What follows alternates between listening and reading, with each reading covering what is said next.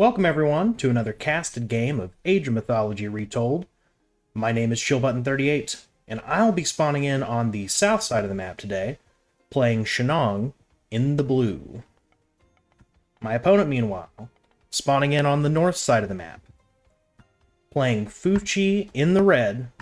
It's Alien Gamer 92. Guys, you're in for a bit of a longer game today, so grab your snacks, get your drinks, and let's jump right in. So, Alien Gamer, going for a very similar opening as to the one I use. All of your peasants going to go directly to food. Really easy early game for the Chinese pantheons, because you're pretty much just going to rally your town center to whatever food source you choose, and don't think about it again until you age up. Your Quafu, meanwhile, you're going to want to use him to build one storehouse nearby your gold, and you're going to gather gold until you have enough for a temple, 150, and then you're going to go over and use him to gather wood until you have enough for a temple and a house, which is 200. You can see that's pretty much exactly what I'm doing. I started with the wood, as I like to do, just in case, for whatever reason, you need to drop a house earlier than expected. I like to go ahead and get the wood before I start gathering the gold. But the second you have sufficient resources to drop your temple, go ahead and send your Quafu to build the temple. Not only do these guys gather wood and gold faster than your peasants, they also build much faster than your peasants as well. So, pretty much all you're going to be focusing on, economy-wise, until you get to Age 2, is moving this Quafu around and having him build what you need him to build. As soon as the temple goes down, you're going to go ahead and drop that house. And then you can send him back to either wood or gold. My preference is usually to send him to wood, so that you can get your military buildings out faster. But it really is dealer's choice on that. You're going to be building another one of these guys very soon. So before you get to the age up, you're probably going to get somewhere around 12 or 13 peasants onto food, and that is perfectly fine. It may be worth it in some instances to go ahead and cancel your next auto queue peasant if it will get you the age up, because you can get a very fast classical age timing playing as the Chinese, and especially Shennong. You want to focus on getting that fast classical age. I have clicked up with Chiu. Hopefully that's the correct pronunciation. I'm going to be struggling with pronunciations for the Chinese pantheons until, some more definitive pronunciation guides come out. But if I'm saying it wrong, let me know in the comments how you think it should be said. So I've clicked up with Chiu, and the primary reason for that is he gets access to a technology that gives you pillaging bonuses when you destroy buildings. And essentially what that means, once this technology is researched, anytime you destroy a building, you are going to get 50% of the resources used to build that building, which is just absolutely insane. Fully expect this to be reduced somewhat drastically in the near future. Probably down to 25 or less. But, for now, in my opinion, it's one of the strongest technologies in the game. Because if you're ever in a position where you are destroying a lot of your opponent's buildings, not only are they losing resources, you are gaining half of those resources back. And it really just snowballs very quickly. So, my preferred opening playing as Shennong, go ahead and age up with Shiyu.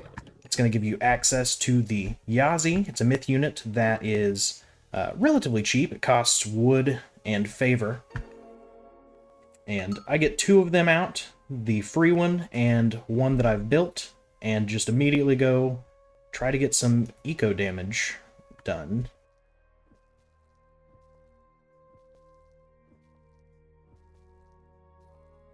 Meanwhile, Alien Gamer is sending his first killing across the map. These guys are pretty cool. They're going to give you a passive heal for all the units around them. Very strong.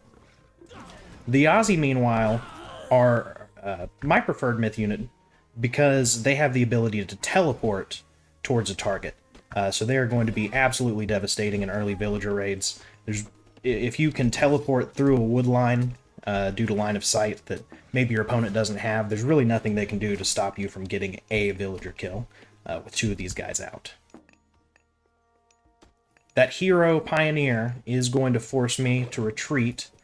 The Killen, meanwhile, has forced my food villagers into the town center, but gonna have to be getting out of there pretty quickly because I've spawned my own Killen. This, by the way, is the reason that I think Shennong is probably the strongest god in the game right now. You will just occasionally spawn free myth units that you did not tech into. So not only do I have access to these Yazi, I now have a bonus Killen, which is going to give me that same passive healing on my units as my opponent has. Looks like these guys managed to slip away without being spotted by the army. Killen and a single Pioneer coming through. I'm going to be looking to shut down this armory. It catches my army out of position, so I am going to have to pull that Quafu back. Pioneer is just going to focus down the Killen for me. These Chinese myth units, as I'm sure you have probably experienced on the ladder, are really strong as long as they're not fighting heroes. Heroes seem to be the only thing that can stop most of the Chinese myth units at this point. So, all of your non-myth units playing as the Chinese are going to be focused on taking out the enemy heroes so that your myth units, which are the real stars of the show, can get a lot of damage off.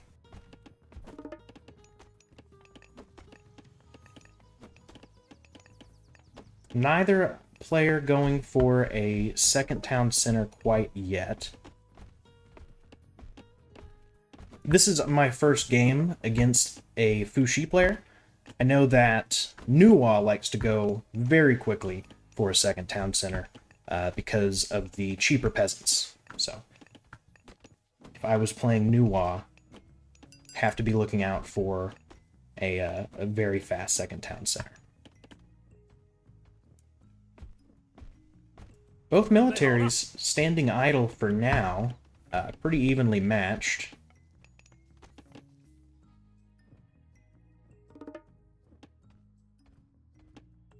But Alien Gamer is the first to start building human units. Playing as Shennong, I find that a lot of times you can pretty safely get up to the heroic age before you need to worry about building any human units. Just because of the free myth units and the fact that your myth units can be healed over time. As long as you don't let any of your initial units die, you're good to not build really anything else until you hit the heroic age. Spoils of War coming in, that's the technology I mentioned earlier. You're going to be allowing bounty off of destroyed buildings. Now this is one thing you do have to watch out for with the Yazi. If they teleport to a target, they can get stuck inside of forests or half-constructed buildings, apparently. So just be mindful of that when teleporting. You want to make sure you have a clean spot to land next to the unit you're targeting. I'm going to separate these Pioneers to sacrifice so that these myth units can get out. Because again, if I can get these guys back to base, and even as they're running, thanks to the free killing, they're going to slowly heal up over time.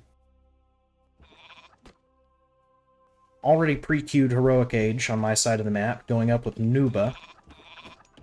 That's going to give you access to the Taoti, I believe it's pronounced, which is a very strong Heroic Age unit. Does great against buildings, great against human units. Again, the only thing you really have to worry about are heroes. I should mention, we've been watching kind of the military action on the map, but these Quafus are just extraordinarily valuable. I mean, 2.55 off gold, as opposed to the peasants' 0.68 per second. Anytime you have some extra favor, you want to go ahead and be queuing up these Quafus, because the more of them you have gathering your wood and gold, the more of your peasants you can be putting farms down around your town center. Another of the bonuses Shennong enjoys is every age you gain access to that age's farming technology instantly and for free. So definitely want to be focusing farms with this major god. Looks like Alien Gamer is now thinking about taking this second town center. But still a little bit away from actually doing that in terms of resources. And it doesn't look like Alien Gamer's thinking of Heroic Age anytime soon.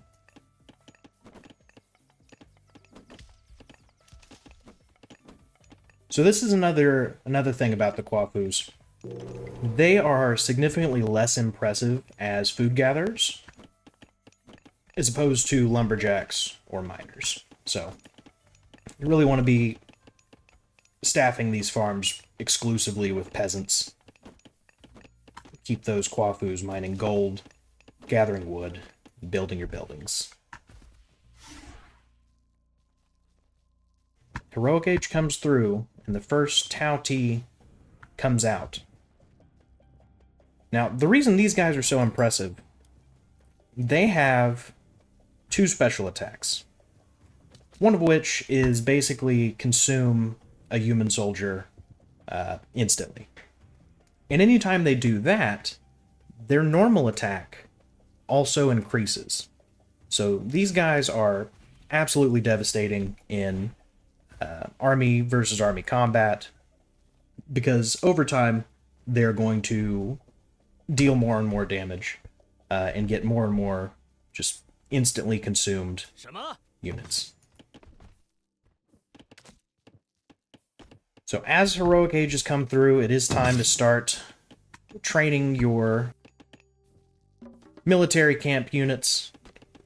A lot of times, you know, going into Dao Swordsman is going to be a very safe bet.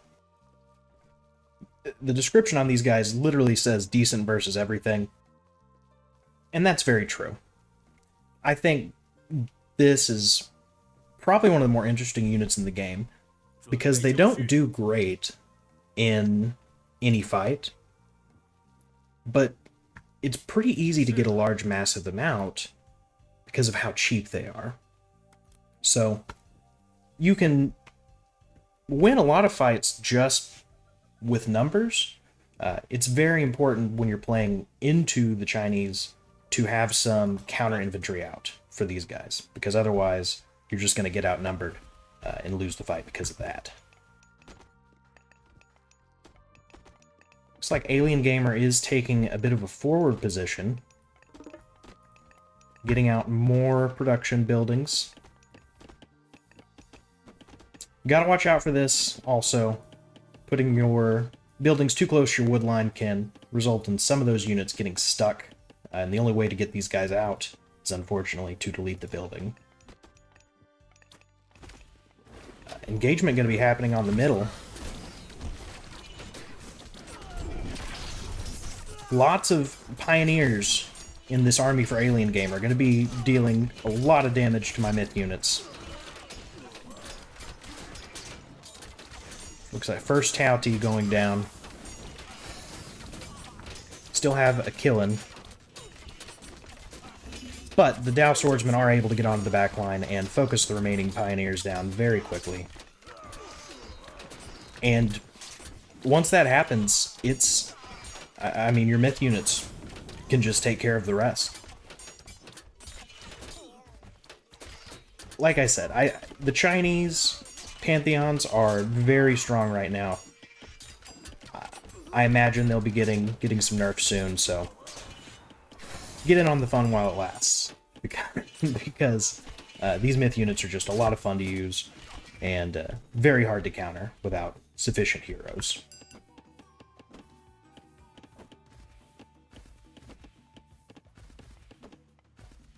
Gonna retreat back and start taking out this forward production.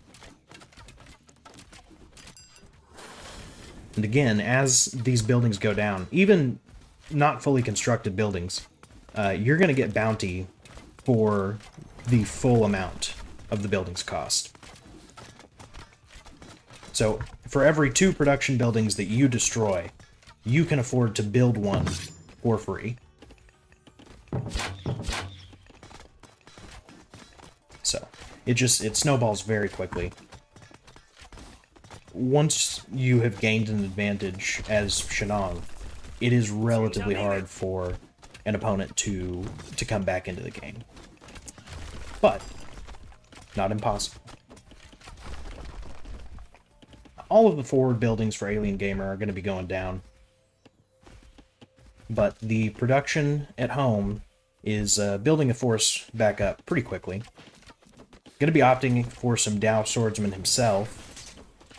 And with the Jiangxia now in, that's going to be dealing a lot of damage to my myth units. And once those go down, you really have to retreat. Because as the Chinese, your human soldiers are not usually that impressive. So, when all the myth units are dead, it's time to pull back and think of another plan.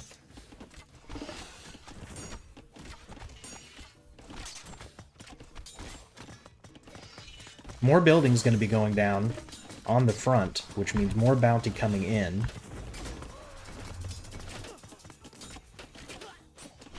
Drought God Power coming through. This is a pretty interesting God Power.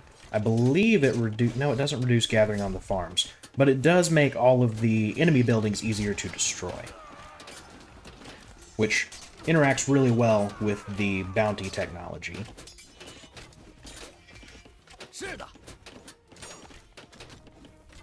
Now, one of the advantages that Fuxi has in this matchup is an extra hero unit that is actually really good. Again, you just have to focus her down with whatever human soldiers you're building and let your myth units deal with everything else.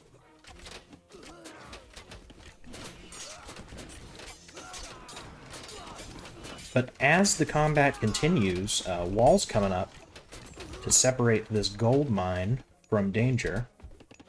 Second town center also coming up for both of us. And being down to my last myth unit, one singular Yazi, it's time to retreat.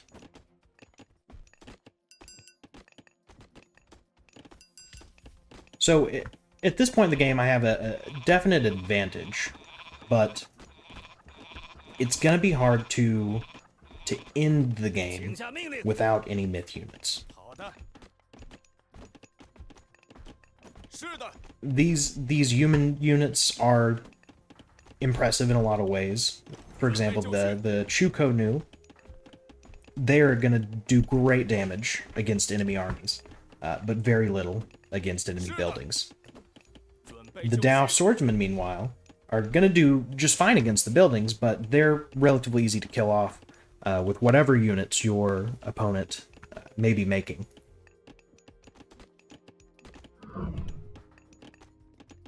Hundun coming in. This is free.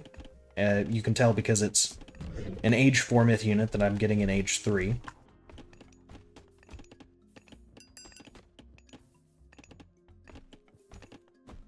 Uh-oh, some bad pathing. Gonna be sending these guys the long way around.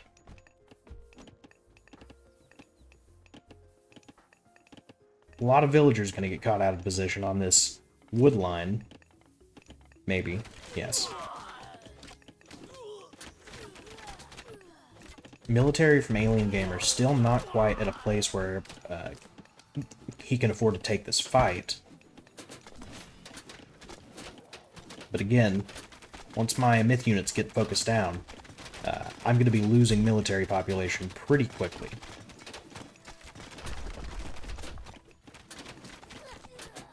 So,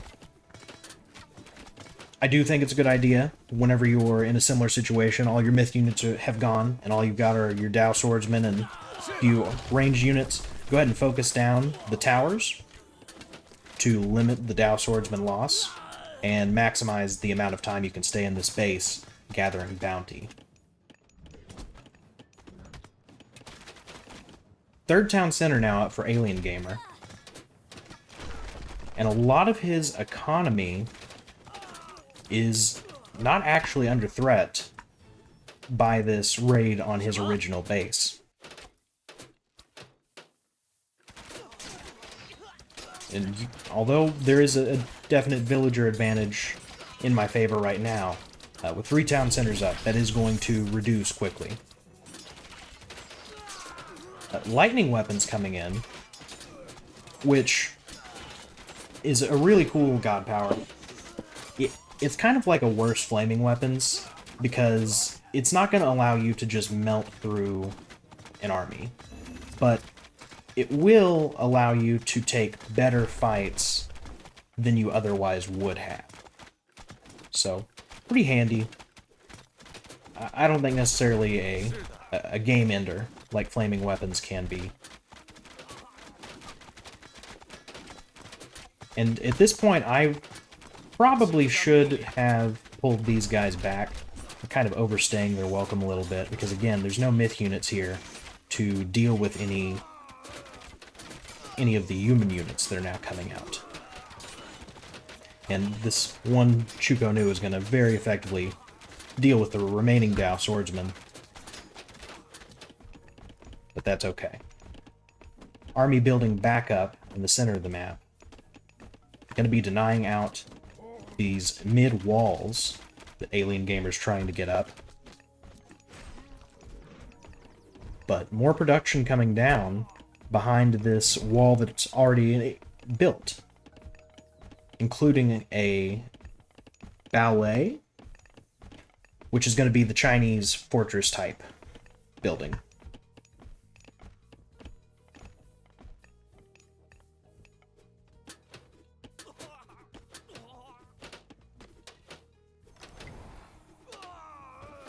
This is me learning that there's a second town center up. Gonna be getting another Huafu kill. And whenever you are playing against the Chinese, trying to get some economic damage done, very much recommend prioritizing these Huafus. They take longer to build, they're more expensive, they're better gatherers, so killing one Huafu is probably worth killing maybe 3 or 4 of the peasants.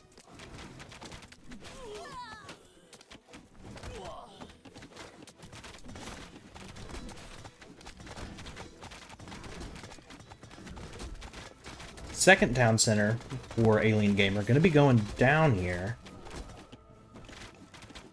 But again, most of the economy has already been moved off of this position. A lot of these farms are not actively being tended.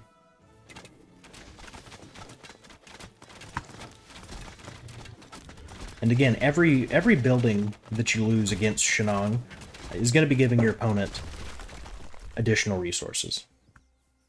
So it almost discourages proxy bases or any kind of like forward undefended production, because if the army gets cleaned up, you've just given a lot of resources over to your opponent that you didn't necessarily have to. Both Alien Gamer and I, at this point, are going to be aging up through Huangdi. That is going to give you access to the Hundun, as well as a very powerful Age 4 dragon unit. Think Nidhogg, but better.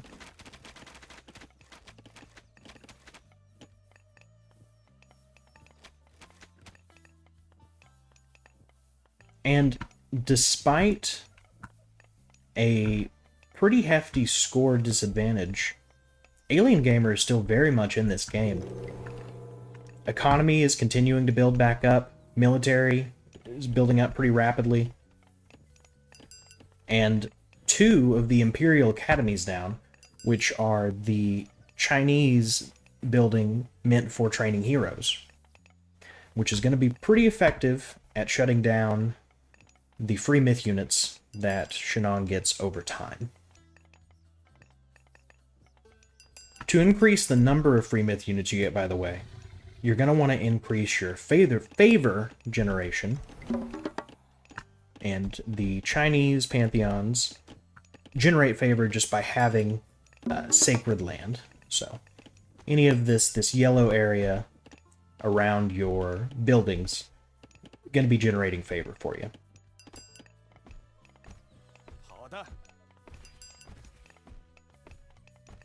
Alien Gamer ready to take a fight in the middle. Summoning Ying Long. But I also have a Ying Long. This guy, by the way, has a kind of an interesting passive ability.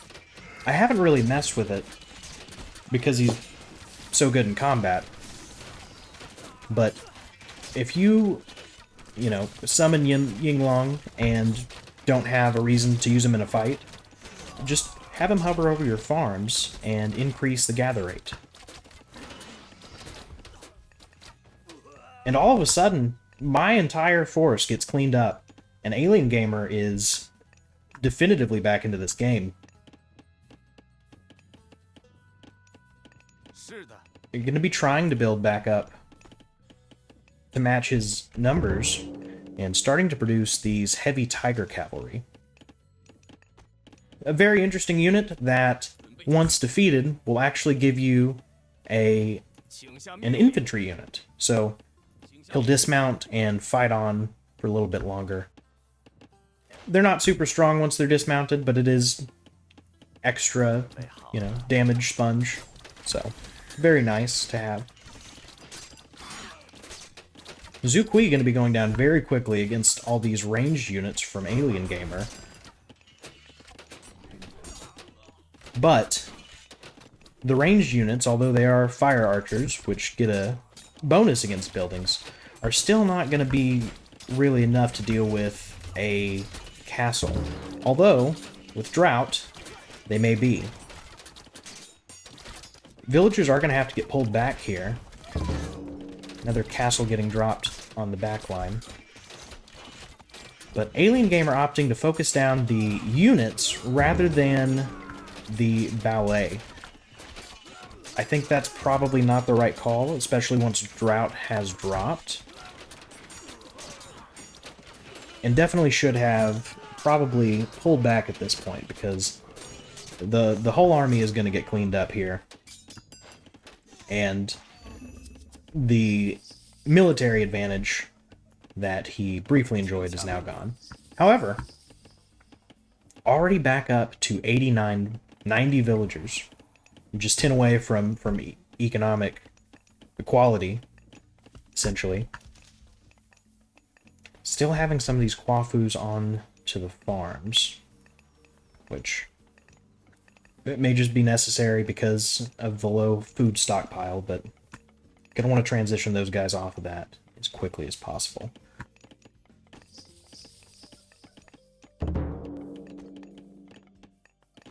At this point, my force has almost entirely built back up, but that was a pretty surprising and swift swing in terms of the military advantage. So I think I was just kind of nervous to re-engage.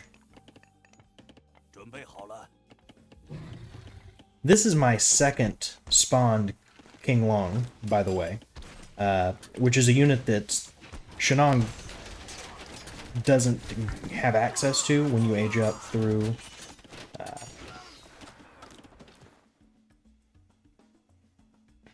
Huangdi.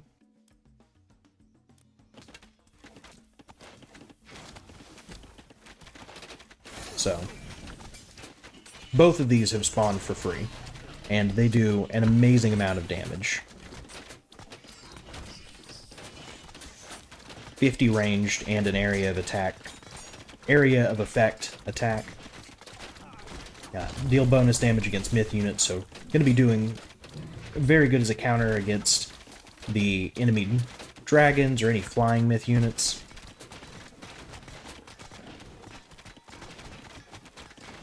And again, these buildings dropped outside of these walls are just going to be increasing the lead of the Shennong player. I have seen some Shennong players not opt to go for the pillage technology, but I don't think that's really ever the call.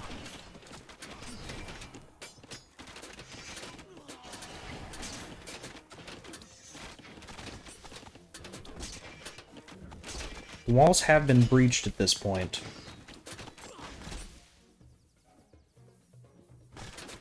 And these keeps are going to be going down, which again gives a lot of resources over to me.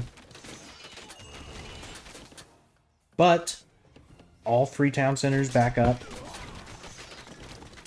Full 100 villager count. I think if there were just a little bit more production down, Alien Gamer would be looking pretty decent in this game.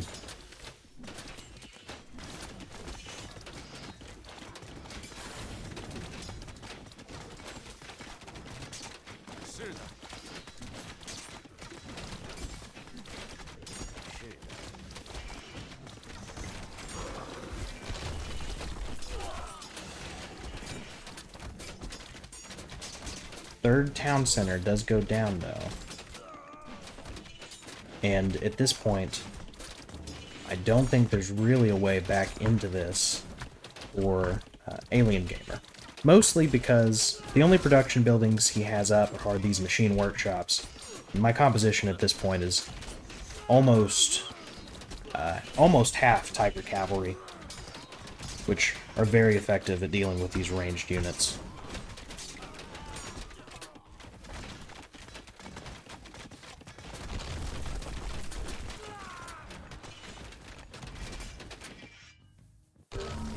Economy continuing to expand around the map, but this damage to the main base is going to be decisive, and GG gets called.